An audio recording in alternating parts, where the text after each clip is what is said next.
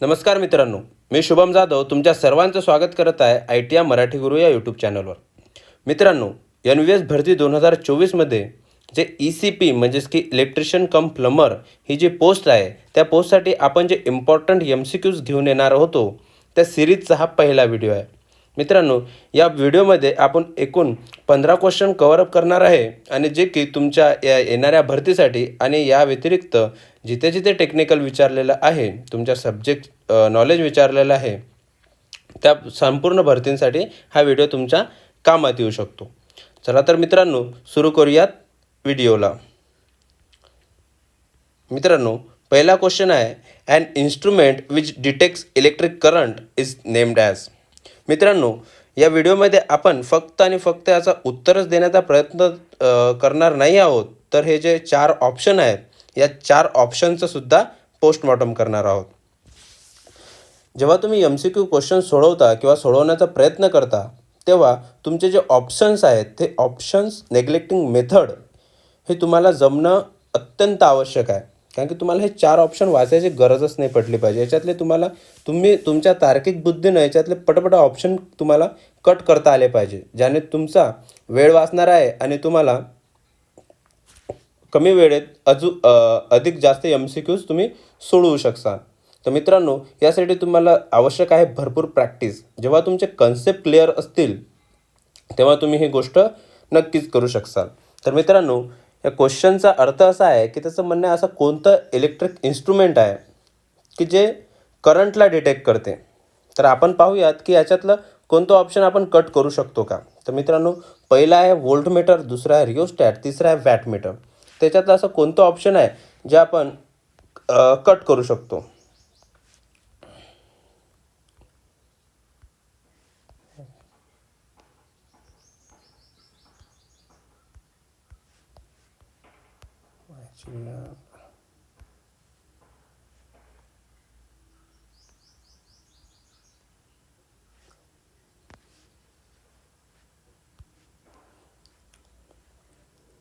मित्रांनो, आपण बघू शकतो की वॅटमीटर इथे तिसऱ्या नंबरचं ऑप्शन आहे. तिसऱ्या नंबरचं ऑप्शन काय की वॅटमीटर. तर मित्रांनो, आपल्याला सर्वांना माहीत आहे की वॅटमीटर जे आहे ते पॉवर मेजर करण्यासाठी आपण वापरत असतो. म्हणजे इथं वॅटमीटर जे आहे ते सरळ सरळ कॅन्सल होणार आहे.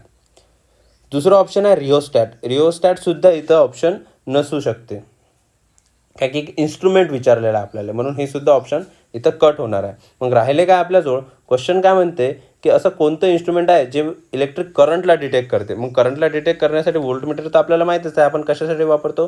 व्होल्टमीटर जे आहे ते आपण वापरतो व्होल्टेज मेजर करण्यासाठी, म्हणून हे सुद्धा ऑप्शन इथं कट होणार आहे. म्हणून याचं अचूक उत्तर असणार आहे गॅल्व्हॅनोमीटर. ऑप्शन डी हे याचं अचूक उत्तर असणार आहे. मित्रांनो, पण दुसरा क्वेश्चन पाहू. Out of the following ampere second could be the unit. खालीलपैकी असं कोणतं युनिट आहे म्हणते, असं कोणतं टर्म आहे जिचा ॲम्पेअर सेकंड युनिट असू शकते. तर मित्रांनो, आपल्याला माहीतच आहे की जे रेझिस्टिव्ह सर्किट असते, त्या रेझिस्टिव्ह सर्किटमध्ये करंटला विरोध करणारा जो घटक असते, तो करंटला विरोध करणारा घटक असते रेझिस्टन्स. तसंच जेव्हा इंडक्टिव्ह सर्किट असते, त्या इंडक्टन्सला विरोध करणारा घटक म्हणून इथं रिलक्टन्स असते. म्हणून पहिलं ऑप्शन जे आहे हे पहिलं ऑप्शन इथं कट होते, ते त्याचं युनिट असू शकत नाही. दुसरं काय म्हणते पॉवर. मित्रांनो, पॉवरसुद्धा इथं अचूक उत्तर असूच शकत नाही. म्हणून हे ऑप्शन सी सुद्धा इथं कट होणार. ऑप्शन सी कट होणार. पॉवरचं अचूक उत्तर असू शकत नाही. म्हणून याचं आपण जर का ॲम्पेअर सेकंड असं जर काय त्यांनी विचारलं की ॲम्पेअर सेकंड कशाचं युनिट असू शकते, तर त्याचं अचूक उत्तर असणार आहे ऑप्शन बी, म्हणजेच की चार्ज. हे चार्ज याचं अचूक उत्तर असणार आहे. मित्रांनो, एनर्जी इथं कट होणार आहे. एनर्जी याचं युनिट असू शकत नाही. मित्रांनो, आपण तिसरा क्वेश्चन पाहू. The hot resistance of the bulb filament is higher than its cold resistance because the temperature coefficient of filament is. म्हणजे जो हॉट रेजिस्टन्स आहे, म्हणजे जो बल्बची जी फिलामेंट असते, जी टंगस्टनची असते, तर ते तिचं हॉट रेझिस्टन्स म्हणजे की जेव्हा ते कार्यान्वित झालेली असते, म्हणजे जे बल्ब जो असतो तो फिलामेंट लॅम्प जर का चालू असेल तर ते आपल्याला माहीतच आहे की I²R टीच्या प्रमाणात त्याच्यात हीट जनरेट होते. तर हीट जनरेट झाल्यानंतर ते फिलामेंट गरम होते. तर त्याचं असंच म्हणणं आहे की जेव्हा लाईट चालू असते तेव्हा त्या फिलामेंटचा रेझिस्टन्स जो आहे तो जास्त असते कंपेअर केला आपण कोल्ड रेझिस्टन्स, म्हणजे जर का तो लाईट बंद असेल तर तो बल्ब जेव्हा बंद असेल तेव्हा त्या रेझिस्टन्स कमी असतो, आणि जर का जास्त असेल तर त्याचा रेझिस्टन्स जास्त असतो, म्हणजे चालू असेल तर त्याचा रेझिस्टन्स जास्त असतो. तर असं का होतं म्हणतं की त्याचा टेम्परेचर कोएफिशियंट जे फिलामेंट्स आहे ते कसं असते. तर मित्रांनो, इथं सर्वात मोठा प्रश्न पहिले तर या 4 ऑप्शनचा विचार करता करता सर्वात पहिले आपण विचार करायला पाहिजे की हे टेम्परेचर कोएफिशियंट ऑफ रेझिस्टन्स हे काय असते, हे टर्म म्हणजे काय आहे, टेम्परेचर कोएफिशियंट ऑफ रेझिस्टन्स म्हणजे काय. तर मित्रांनो, एखादा आपण जर का असा कंपोनंट घेतला तर त्याच्यात जर टेम्परेचर वाढलं तर त्याच्या रेझिस्टन्समध्ये काय परिणाम होईल. टेम्परेचर जर का वाढलं तर रेझिस्टन्समध्ये काय परिणाम होईल, याला म्हणतात टेम्परेचर कोएफिशियंट ऑफ रेझिस्टन्स. मग काहींचा temperature coefficient of resistance negative असतो, काहींचा पॉझिटिव्ह असतो. It's depend upon the element, कोणता एलिमेंट आहे, कोणत्या प्रकारचा एलिमेंट आहे त्याच्यावर ते ठरत असतं. तर आपण ते नक्कीच पुढे पाहू की ॲक्च्युअलमध्ये ते कसं कमी किंवा जास्त होते, कोणत्या ह्याच्यात पॉझिटिव्ह असते, कोणत्या ह्याच्यात निगेटिव्ह असते. सध्याचा प्रश्न असा आहे की आपल्याला जे हॉट रेझिस्टन्स आहे म्हणते त्याचा पॉझिटिव्ह असते, आणि जो कोल्ड रेझिस्टन्स आहे तो निगेटिव्ह असते. तर पहिला ऑप्शन आहे 0, दुसरा आहे निगेटिव्ह, तिसरा आहे पॉझिटिव्ह, आणि चौथा आहे अबाउट 2 ohms per डिग्री. तर मित्रांनो, इथं तिसरा ऑप्शन सरळ सरळ कट होते. अबाउट 2 ohms हे इथं सेन्सच बनत नाही या गोष्टीचा. इथं 2 ohms असं कसं, म्हणजे बिलकुलच होऊच नाही शकत त्याचं उत्तर.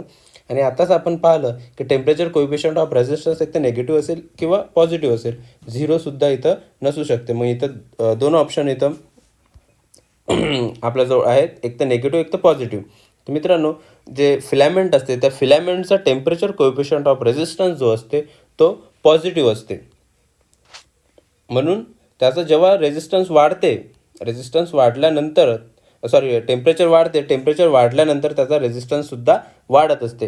कारण की ते जे फिलामेंट लॅम्प आहे, जे त्याच्यातले आतमध्ये जे फिलामेंट आहेत ते एक मेटलचे असते. टंगस्टन हा जो एक धातू आहे, तर जितकेही धातू असतात त्या धातूचा टेम्परेचर कोएफिशियंट ऑफ रेझिस्टन्स जो असते तो पॉझिटिव्ह असते, आणि अधातू आणि जे सेमीकंडक्टर असतात यांचा टेम्परेचर कोएफिशियंट ऑफ रेझिस्टन्स हा निगेटिव्ह असते. तर या प्रश्नाचं अचूक उत्तर असणार आहे ऑप्शन सी, म्हणजेच की पॉझिटिव्ह.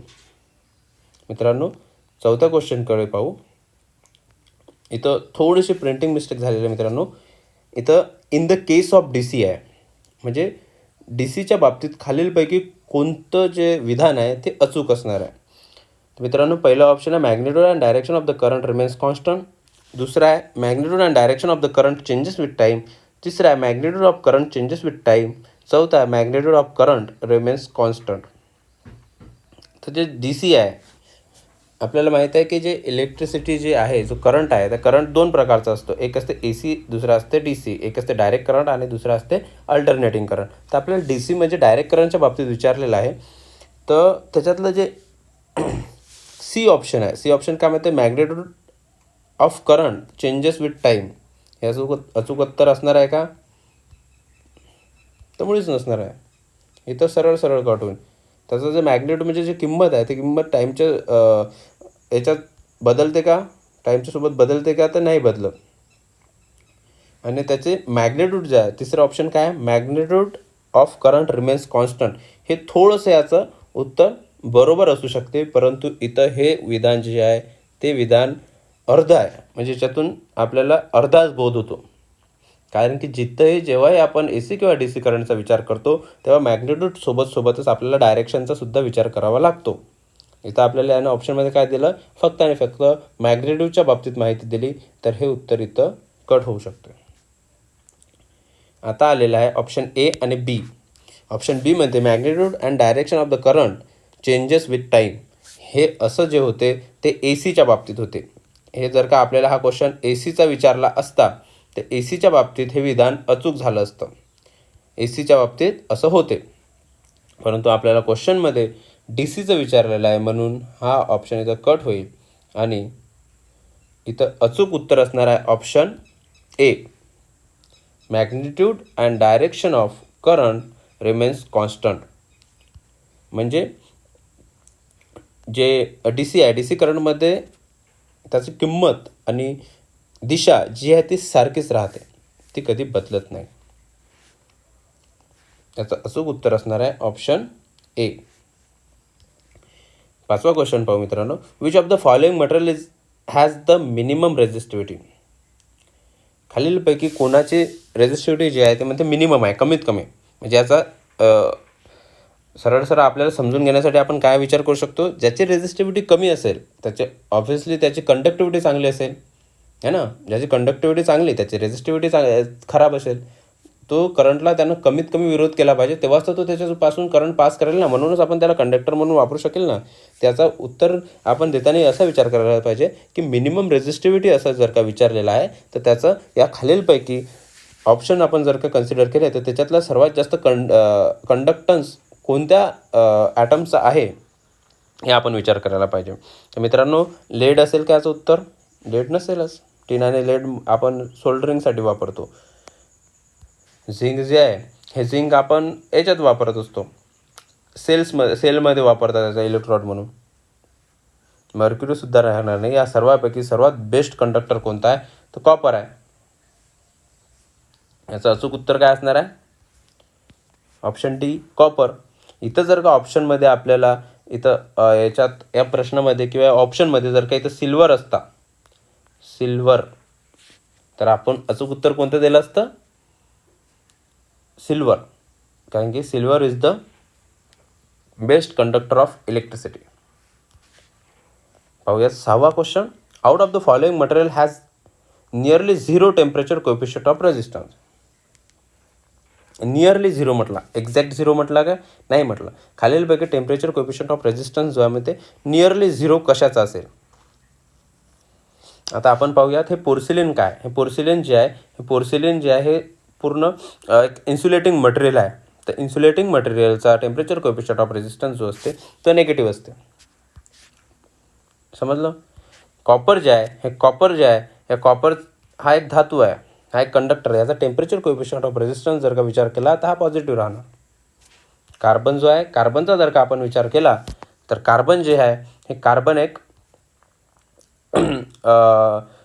अधातू म्हणून आपण त्याला कन्सिडर करू, तर त्याचा टेम्परेचर कोएफिशियंट ऑफ रेजिस्टन्स जो राहणार आहे तो निगेटिव्ह राहणार आहे. म्हणजे पोर्सिलिनही नाही, कॉपरही नाही, कार्बनही नाही. याचं अचूक उत्तर असणार आहे option A, manganin. Nearly 0 temperature coefficient of resistance जे आहे ते या 4 ऑप्शनपैकी मॅग्नीनचं राहणार आहे. क्वेश्चन नंबर 7 आहे. Nichrome is an alloy of. मित्रांनो, आपण इंस्टाग्रामवर जसे रील पाहतो की नावातच दहशत, नावातच दरारा, नावातच समद, तर तसंच या क्वेश्चनचा मित्रांनो याच्या प्रश्नातच याचं उत्तर आहे. लेड आणि झिंकचा इथं काही संबंध बनते का? बिलकुलच बनत नाही. क्रोमियम आणि वेंडॅनियम असं आहे का? काहीच नाही आहे.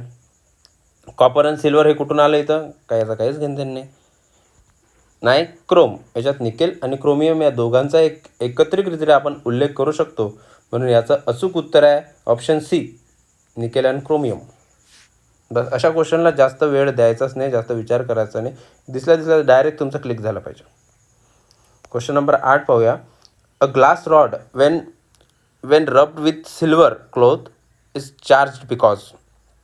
आपण जेव्हा ITI सुरू केला होता तर ITI सुरू केल्यानंतर जेव्हा आपल्याला बेसिक इलेक्ट्रिसिटी जो एक चॅप्टर आहे त्या बेसिक इलेक्ट्रिसिटीमध्ये एक आपल्याला प्रॅक्टिकल आलेलं होतं. प्रॅक्टिकल म्हणजे एक थोडीशी थेअरी आली होती. या प्रकारच्या इलेक्ट्रिसिटीला असे म्हणतात स्टॅटिक इलेक्ट्रिसिटी.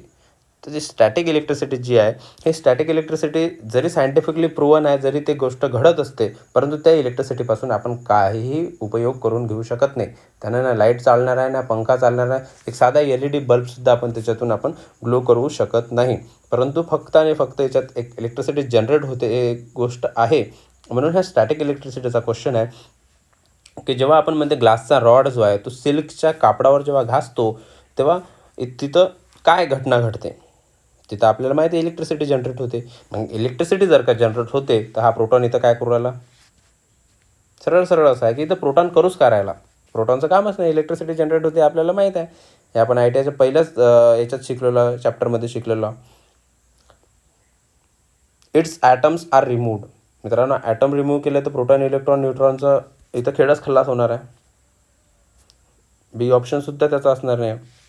चौथा ऑप्शन काय म्हणते? It gives away positive charge.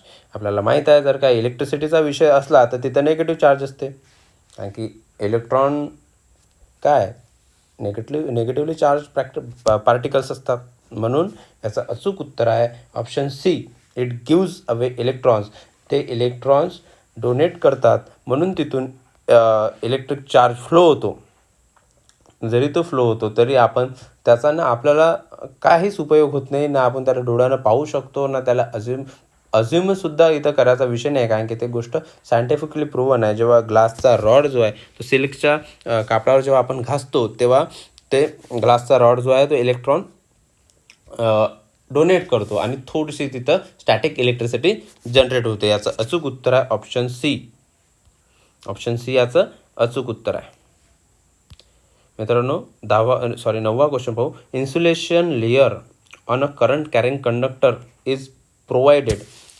Current carrying conductor जो आहे त्या करंट कॅरिंग कंडक्टरच्या वर जे इन्सुलेशनची लेअर असते, पहिला क्वेश्चन तो असा आहे की ती इन्सुलेशनची लेअर कशाची असते? तर ती असते PVC, पॉलिव्हिनल क्लोराईड. पॉलिव्हिनल क्लोराईडची जी आहे ते एक लेअर असते. ते आपण कशासाठी देतो? काय काम आहे बा तिचं? अशीच तर दिली नाही. सरळ सरळ असा सेन्सस असा बनते की करंट कॅरिंग कंडक्टर ज्याच्या आतून जर का करंट फ्लो होत आहे, त्या कंडक्टरमधून करंट फ्लो होत आहे, तर बेअर कंडक्टर तर आपण ठेवू शकत नाही. बेअर कंडक्टर आपण ओव्हरहेड लाईनचे ठेवतो, कारण की तिथं आपला मनुष्याचा संपर्क तिथं जवळजवळ नसल्यासारखा असतो. जे टेक्निशियन्स असतात जेव्हा त्यांचं जे काम असतं, समजा लाईन वगैरे खराब झाली, लाईन वगैरे गेलेली असते, शॉर्ट सर्किट झाला कुठं, तर ते फक्त तेच लोक तिथं जातात आणि ते कामं करतात. ते प्रिकॉशन्स घेतात बरोबर आणि काम करतात. परंतु जे करंट कॅरिंग कंडक्टर, आपल्या लाईटचा वायर जो असेल, पंख्याचा जो वायर असेल, XYZ, जे आपले आजूबाजूच्या भोवताली जे इलेक्ट्रिकल गोष्टी आपण अनुभवतो त्याच्यात जो वायर असते त्याच्यात तो PVCचं त्याच्यावर एक कवर चढवलेलं असतं. तर ते कासाठी असते म्हणते? ऑप्शन ए आहे to prevent leakage of current. Option B आहे to prevent shock. Option C about of the above factors. Option D आहे one of the above factor. तर ऑप्शन डी जे आहे ते दोनपैकी एक आहे का? नाही आहे. यानं काय होतं मित्रांनो, आपल्याला पासून सुद्धा आपलं संरक्षण होते आणि याच्यातून लिकेज करंटसुद्धा त्याचं प्रोटेक्शन होते. लिकेज करंटसुद्धा त्याच्यातून वाहणार नाही आणि प्रिव्हेंट शॉक. म्हणजे याचं उत्तर असणार आहे ऑप्शन सी. अचूक उत्तर काय? Option C, both of the above factors. 10वा क्वेश्चन पाहू. A close switch has the resistance of. So close switch म्हणजे काय? क्लोज स्विच म्हणजे चालू स्विच. बटन जे आपण चालू केलं त्याला क्लोज स्विच म्हणतात, है ना. तर त्याचा रेझिस्टन्स कसा असेल म्हणते? पहा भयताळ. बी नंबरचं ऑप्शन काय म्हणते? बी नंबरचं ऑप्शन म्हणते अबाउट 50 ohms. आपल्याजवळ ना व्होल्टेज आहे ना करंट किती फ्लो होऊ राहिला म्हणते ते माहीत नाही आपल्याला. तर रेझिस्टन्स व्हॅल्यू कशी येईल?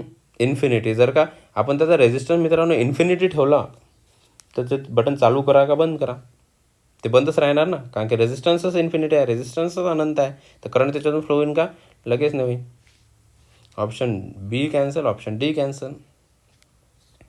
आणि हा याचाच भाऊ आहे, हा याचाच. ऑप्शन सी काय आहे? याचा मावस भाऊ आहे. अबाउट 500. काही व्हॅल्यू कोणतीच दिली नाही तर अबाउट 500 काहीच घेणं नाही. याचं अचूक उत्तर असणार आहे 0. क्लोज स्विचचा रेझिस्टन्स काय असते? तर 0 असते. 11वा क्वेश्चन पाहू मित्रांनो.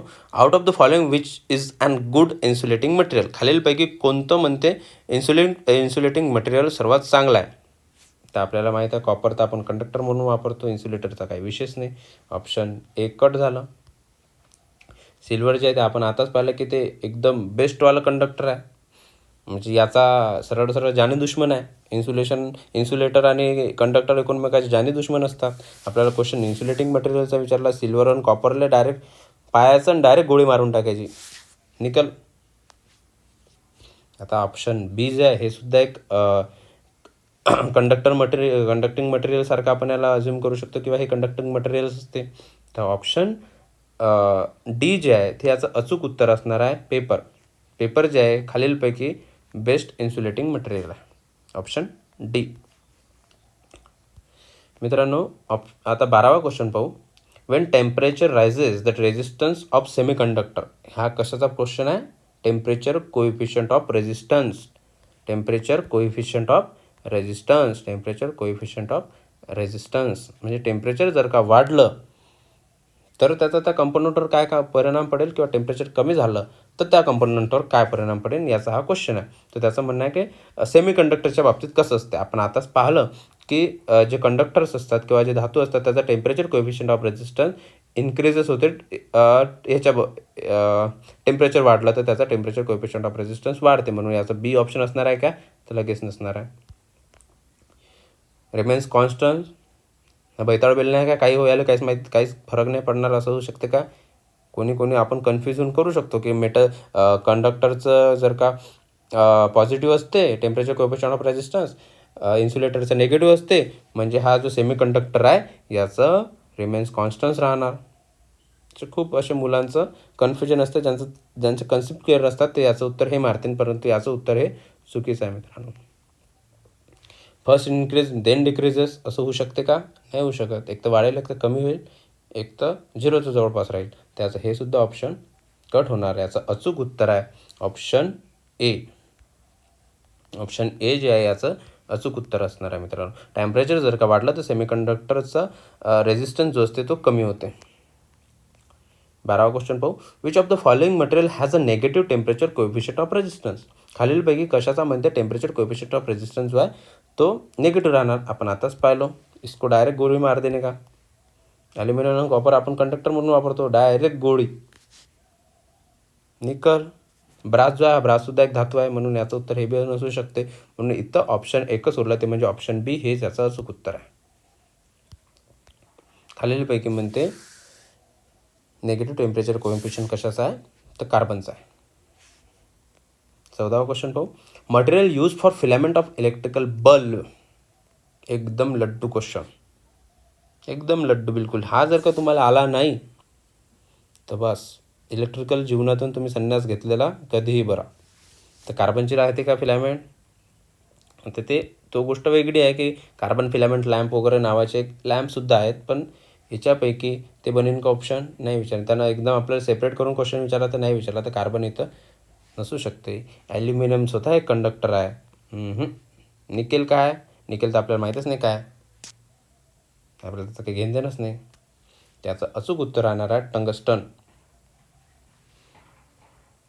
आता आपण ITI असो का नसो, ITI करेल असो का नसो, हे टंगस्टन तर हे आपल्याला माहीतच असते आणि असायलाच पाहिजे. ठीक आहे. फिलामेंट लॅम्प जे असते, फिलामेंट बल्ब जो असते त्याचे जे फिलामेंट असते ते टंगस्टन या धातूचे असते. सायन्समध्ये आपण 9वी-10वीत शिकलो. 15वा क्वेश्चन आहे मित्रांनो. Wien temperature rises the resistance of pure metals temperature coefficient of resistance.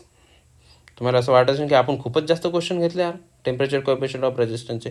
मित्रांनो मी शुभम जाधव या आता सध्या पोस्ट घेतलेली आहे. मी याच्यावरून तुम्हाला एक असं ठामपणे सांगू शकतो की तुम्ही कोणतीही भरती द्या, कोणतेही टेक्निकल ज्याच्यात तुम्हाला टेक्निकल ITIच्या बाबतीत विचारलेलं आहे त्यामध्ये तुम्हाला टेम्परेचर कोएफिशियंट ऑफ रेजिस्टन्सचा एक ना एक क्वेश्चन येणार म्हणजे हमखास येणार. तर तुमचे टेम्परेचर कोएफिशियंट ऑफ रेजिस्टन्स हा जो कन्सेप्ट आहे हा एकदम तुम्ही मस्त पाण्यात असा गरम पाण्यात गुणगुण्या पाण्यात असा घोलून टाकायचा आणि गटकन पिऊन टाकायचा. झोपेतून उठून विचारलं तुम्हाला की सांग बाबू मेटलचं टेम्परेचर कोएफिशियंट ऑफ रेजिस्टन्स काय असते, तर तुम्ही झोपेतून खाडकन उठून म्हटलं पाहिजे की तो positive temperature coefficient of resistance असते. म्हणजे टेम्परेचर कोएफिशियंट ऑफ रेजिस्टन्स हा कन्सेप्ट तुमचा एकदम पिटपॅट लर्न पाहिजे. तर 15वा क्वेश्चन काय म्हणते, टेम्परेचर जर का वाढलं मेटल्सचं तर त्याचा रेजिस्टन्स वाढेल का कमी होईल. हे तर आपण आतापर्यंत तेच तर त्याच्यावरच तर अर्ध जे आहे या अर्ध्या याच्यात आपण त्याच्याच बाबतीत बोललो. याचा अचूक उत्तर असणारा ऑप्शन ए. मेटल जे आहे ते positive temperature coefficient of resistance प्रकारचे असतात. धातू जे असतात इथं नॉन मेटलचा हा जर का त्याने एक शब्द वापरला असता नॉन मेटल जर का एक शब्द वापरला असता तर त्याचं उत्तर झालं असतं इथं ऑप्शन बी डिक्रीजेस.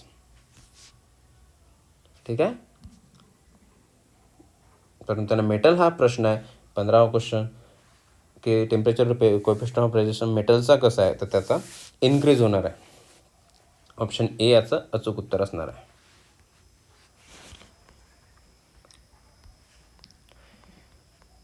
मित्रांनो, या व्हिडिओमध्ये इतकंच. नवीन व्हिडिओ आपण लवकरच घेऊन येणार आहे. मला माहिती आहे आपले व्हिडिओ टाकायला खूप वेळ होत आहे, पण मित्रांनो माझी जॉबच तशी आहे, मला बिलकुल वेळ नसतो. जसा थोडासा जरी वेळ मिळाला तसं मी हे तुमच्यासाठी काम करत असतो. तर मित्रांनो, तुम्हाला व्हिडिओ आवडला असेल तर लाईक करा. तुमचे काही या व्हिडिओच्या बाबतीत किंवा दुसरे काही क्वेश्चन्स असतील तर नक्की कमेंटमध्ये आम्हाला कळवा. आम्ही त्याच्या बाबतीत समाधान तुमचं व्हावं यासाठी नक्कीच आम्ही प्रयत्न करू. आणि दुसरा व्हिडिओसुद्धा या चॅनलवर लवकरात लवकर येणार आहे, म्हणून तुम्ही चॅनलला सबस्क्राईब केलं नसेल तर सबस्क्राईब करून ठेवा आणि जे बेल आयकॉन आहे त्या बेल आयकॉनला क्लिक करून ठेवा. मित्रांनो, या व्हिडिओला तुमच्या जे इलेक्ट्रिशियन जे मित्रमैत्रिणी असतील त्यांच्याशी नक्की शेअर करा. भेटूयात पुढील व्हिडिओत. धन्यवाद. ITI जिंदाबाद.